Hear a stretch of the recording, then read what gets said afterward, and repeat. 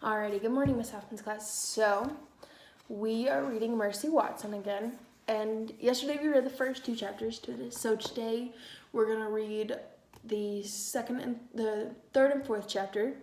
Does anybody remember what happened in the first two chapters? So we were introduced to the Watsons, Mr. Watson, Mrs. Watson, and Mercy. And they were all having dreams, right? Because Mercy was afraid to sleep in her own room, so she slept in their room.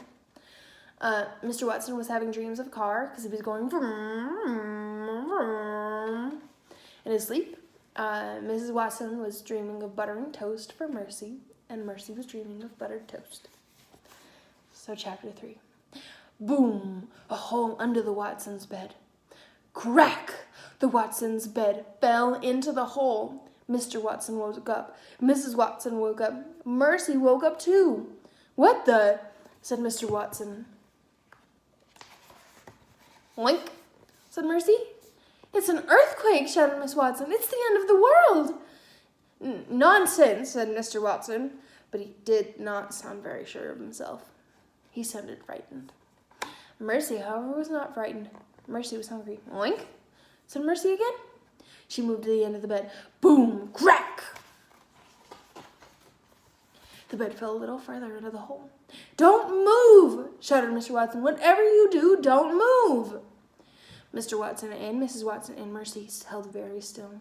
Mrs. Watson started to cry. I know exactly what we must do, said Mr. Watson. We must call the fire department. They will rescue us. But you said we shouldn't move, said Mrs. Watson. How can we call the fire department if we can't move? Mercy recalled her lovely toast-filled dream. She wondered if there was any toast in the kitchen. While Mr. and Mrs. Watson were arguing, Mercy hopped off the bed. Boom! Crack! Oh no. Look, said Mrs. Watson. Mercy has escaped. She's going to find help, said Mr. Watson. She's going to alert the fire department. Mercy left the bedroom at a gallop. She was in a hurry. She was on her way to the kitchen. She was looking for some toast. So you think she was really going to the fire department? I don't think so.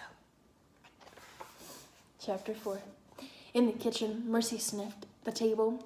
She sniffed the kitchen counters. She sniffed the floor. But there was no toast. There was not even a crumb of toast. Mercy's stomach growled in disappointment. Boom!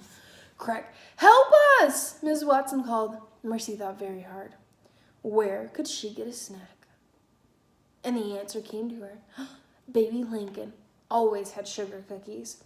Baby Lincoln lived next door, and Baby Lincoln liked to share. So this is Mercy wondering where she can get a snack, and that's when she thought of Baby Lincoln. Mercy took the kitchen door knob in her mouth, and she turned it. Help, said Mrs. Watson, calling again. Sugar cookies, thought Mercy. She stepped outside.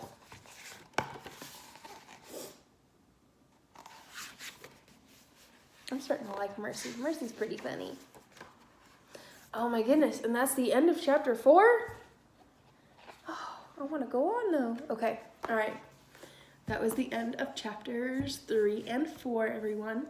So tune back in tomorrow for chapters 5 and 6. Have a great day, Ms. Hoffman's class.